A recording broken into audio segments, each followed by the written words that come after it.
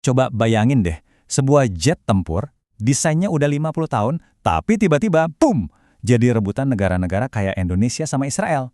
Nah lo, ada apa sih sebenarnya sama F-15 AEX ini? Oke, kita bedah bareng-barang.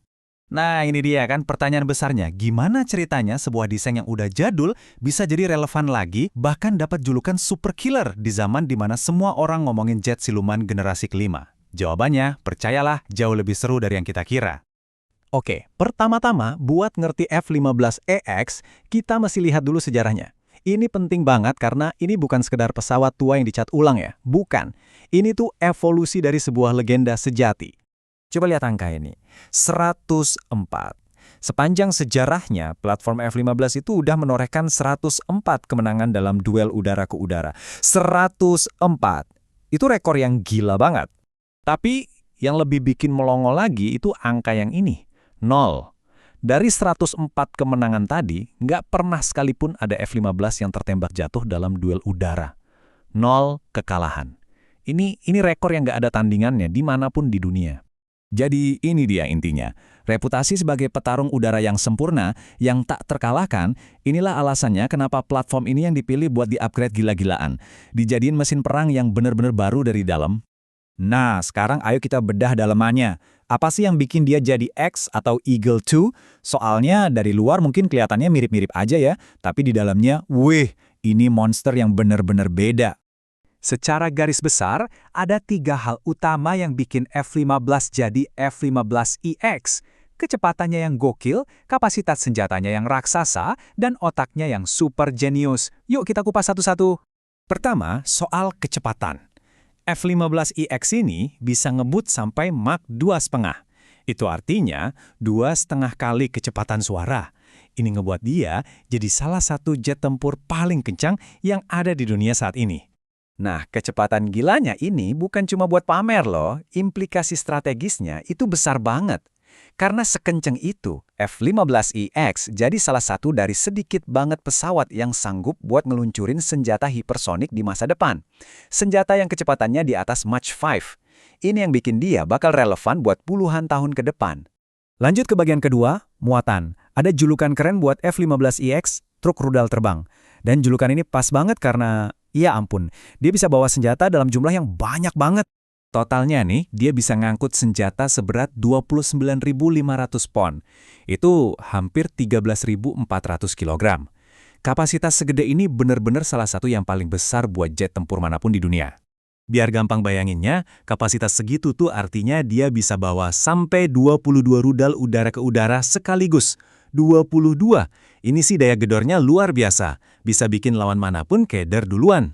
Dan yang terakhir, tapi paling penting, otaknya. Inilah yang benar-benar ngebuat F-15EX jadi jet generasi 4.5.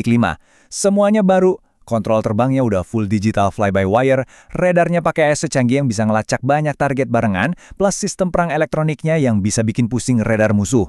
Bahkan ya, komputer misinya itu bisa mikir 87 miliar perintah per detik. Kebayang nggak tuh? Oke, dengan semua spek dewa tadi, sekarang kita geser ke gambaran yang lebih besar. Gimana F-15EX ini jadi pion penting di papan catur geopolitik dunia?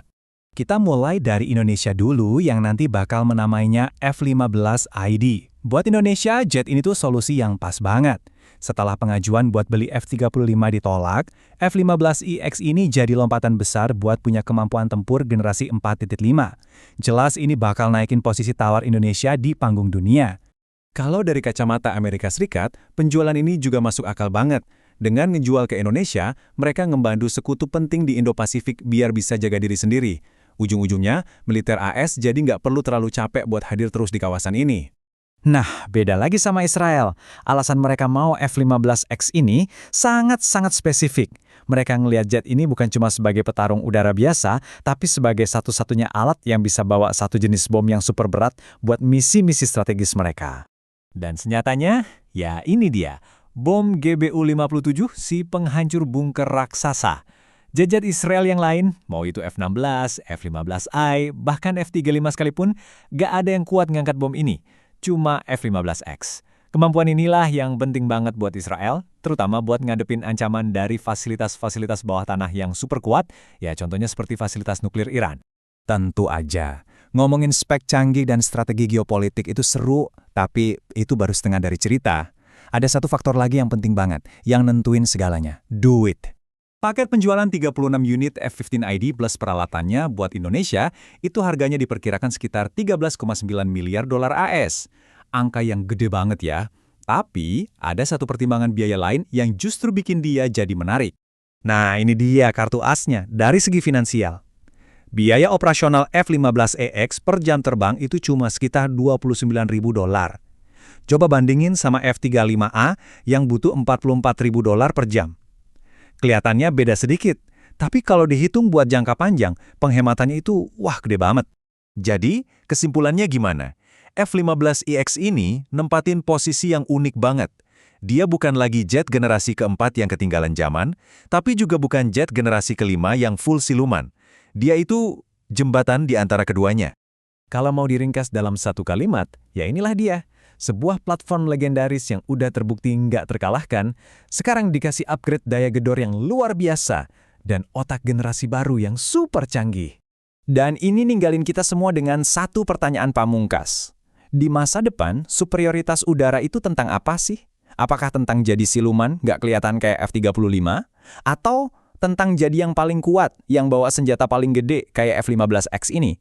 Kemampuan buat nyerang diem-diem, atau kemampuan buat nunjukin kekuatan yang nggak bisa dibantah? Menarik untuk dipikirkan.